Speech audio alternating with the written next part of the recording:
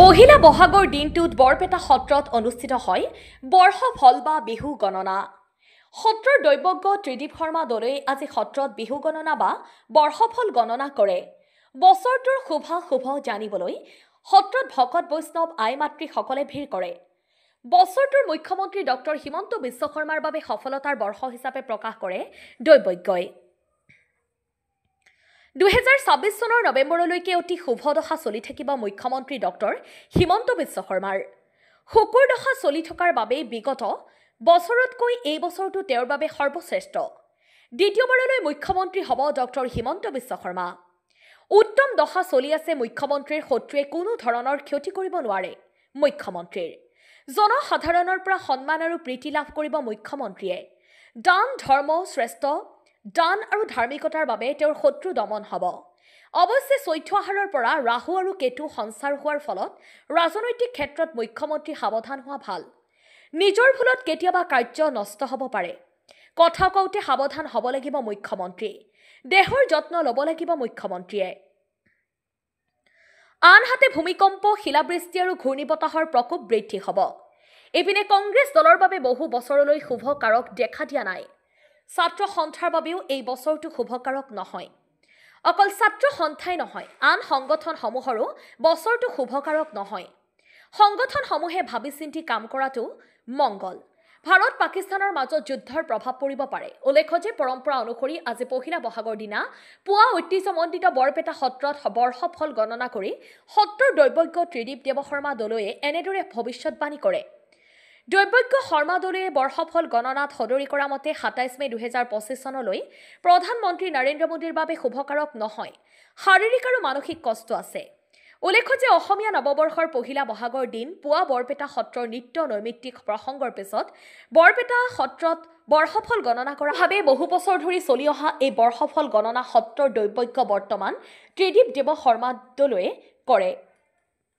সত্ৰৰ গুৰু আসনৰ পিছফালে সত্ৰীয়াক সন্মুখত লৈ প্ৰথমে বৰ্ষফল গণনা কৰাৰ পিছত ক্ৰমে মঠৰ চোতালত আৰু শেষত আইসকলৰ কাঠিত গণনা কৰে। বৰ্ষফল গণনা শুনিবলৈ অগণন ভকত আইসকলৰ সমাৱেশ ঘটে বৰপেটা সত্ৰত। বৰ্ষফল গণনাক বৰপেটাত বিহু বুলিও কোৱা হয়। বৰপেটাৰ পৰা ৰাজু কুমাৰ দাসৰ ৰিপৰ্ট, পি সংবাদ।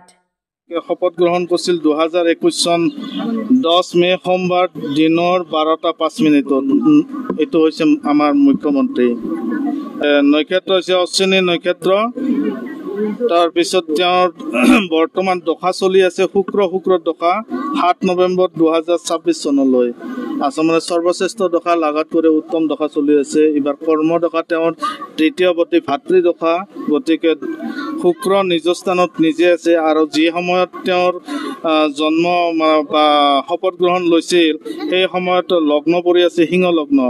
গতিকে অধিপতিও শ্ৰেষ্ঠ হৈছে যে লগ্নৰ অধিপতি গ্ৰহ হৈছে ৰবি লগ্নৰ ভাগ্যস্থানত। তেওঁ তুংগী হৈ আছে।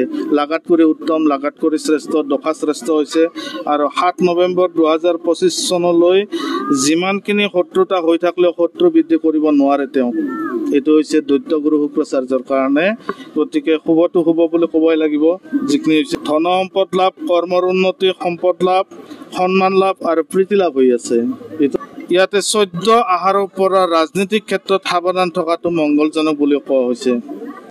14 আহাৰৰ পৰা তাৰমানে ৰাহু আৰু কেতু সঞ্চাৰ হ'ব। এইবাৰ শনি সঞ্চাৰ হৈছে বহাগৰ 5 তাৰিখে।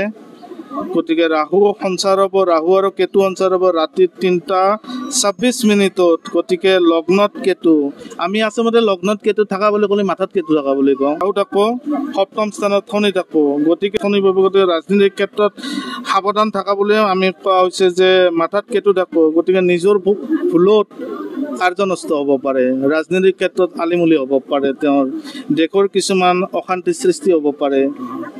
তেওঁ কথা কওঁতে অলপ সাৱধান। 5 তাৰিখৰ পৰা শনি সঞ্চাৰ হ'ব। গতিকে কিছুমান ক্ষেত্ৰত তেওঁ শত্ৰুতা বৃদ্ধি হ'ব পাৰে, মানসিক কষ্ট খাব পাৰে। শাৰীৰিক আমি এটা কথা কৈয়ে আছোঁ এতিয়াও বৰ্তমানো যে তেওঁ ওখ স্থানত উঠা বহা কৰোঁতে অলপ সাৱধান। গতিকে পিছল খাই পৰিব পাৰে। যান বাহনৰ পৰা সাৱধান তেওঁ, বা নিজে কথা কওঁতে সাৱধান তেওঁ।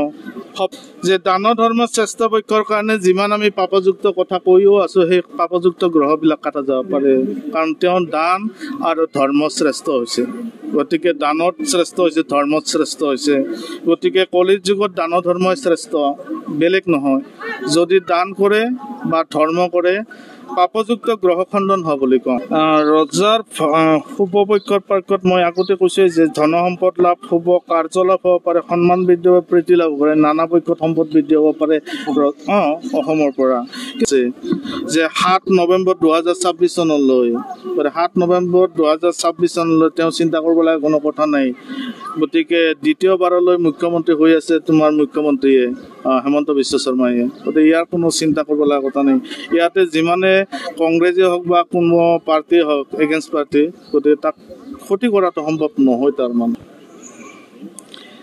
শ্ৰীযুত নৰেন্দ্ৰ মোদীৰ এটা হৈছে জন্ম এটা হৈছে শপত গ্ৰহণ গতিকে জন্ম হৈছে তেওঁ 17/9/1950 চনত দিনৰ 12:09 নক্ষত্ৰ পাইছে অনুৰাধা নক্ষত্ৰ শুক্লা পক্ষৰ ষষ্ঠী তিথিত লগ্ন পাইছে বৃশ্চিক লগ্ন তেওঁৰ গতিকে লগ্ন শ্ৰেষ্ঠ সম্পূৰ্ণ যে জন্ম লগ্ন বিচাৰ আৰু শপত গ্ৰহণৰ বিচাৰ তেওঁৰ একেই এই বছৰ কাৰণ তেওঁৰ শপত গ্ৰহণটো বৃশ্চিক লগ্নে হৈছিল যে 2024 চন 19 জুন সময় সন্ধিয়া 7:23 ৰবিবাৰ স্থান হৈছে নতুন দিল্লী পুনৰবৰ্ষু নক্ষত্ৰ শুক্লা পক্ষ চতুৰ্থ তিথি গতিকে লগ্ন স্থানত সপ্তম স্থানত বৃহস্পতি বুধ শুক্ৰ আৰু ৰবি চতুৰ্থ স্থানত শনি পঞ্চম স্থানত ৰাহু ষষ্ঠ স্থানত মংগল ভাগ্য স্থানত চন্দ্ৰ একাদশ স্থানত কেতু কিন্তু দশা চলি আছে মংগল প্লাছ কেতুৰ দশা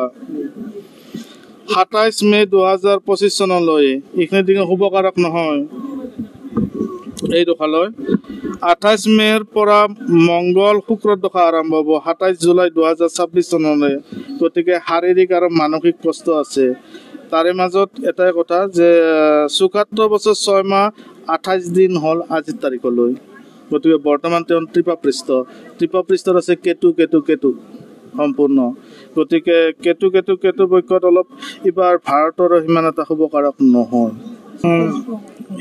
এইবছৰ বেছিভাগ তাৰমানে সংখ্যালঘুৰ শক্তিৰ মাত্ৰাটো বেছি গতিকে তেওঁলোকৰ পৰা এইবাৰ অসম বুলি নহয় সমগ্ৰ ভাৰতৰে ক্ষতিকাৰক হ'ব শুভকাৰক নহয় আজি নহয় বহু বছৰ আগতে কোৱা হৈছে কাৰণ তেওঁলোকৰ বৰ্তমানে শুভকাৰক হোৱাই নাই বৰ্তমানে হোৱা নাই কাৰণ বৰ্তমানে শনিৰ দুখ আছে তেওঁলোকৰ গতিকে শনিৰ দুখ শেষ হ'ব লাগিলেতো বহু বছৰ লাগিব আৰু সিফালে তোমাৰ বিজেপিৰ বৰ্তমানতো তেওঁৰ গণনা কৰাই হৈ আছে ছাত্ৰ সন্থানৰ পক্ষত শুভকাৰক নহয় তেওঁলোকৰ কাৰণ যিহেতু এইবাৰ বুধ পাপযুক্ত হৈ আছে আৰু বুধে এইবাৰ ৰাহুৰ লগত সংযুক্ত হৈ আছে একলাই ছাত্ৰ সন্থাই বুলি নহয় অন্যান্য সংগঠনবিলাকো শুভকাৰক নহয় গতিকে বুধৰ পৰা বুদ্ধিভ্ৰষ্ট হ'ব পাৰে তেওঁলোকৰ মানসিক কষ্ট হ'ব পাৰে তেওঁলোকৰ ইত্যাদি গতিকে নিজামতে কিছুমান ভাবি চিন্তি সংগঠনবিলাকে কাম কৰাটো মোৰ মতৰ পক্ষৰ পৰা শুভকাৰক কোনটো বিদেশীৰ মানে এইটোবাৰ মানে কি পাকিস্তানৰ আৰু তোমাৰ ভাৰতৰ অলপ মই কৈয়ে দিছোঁ যে যুদ্ধং দেহি গতিকে এইবাৰ ভাৰত আৰু পাকিস্তানৰ পক্ষত অলপ যুদ্ধৰ এটা প্ৰভাৱ পৰিব পাৰে ইয়াতে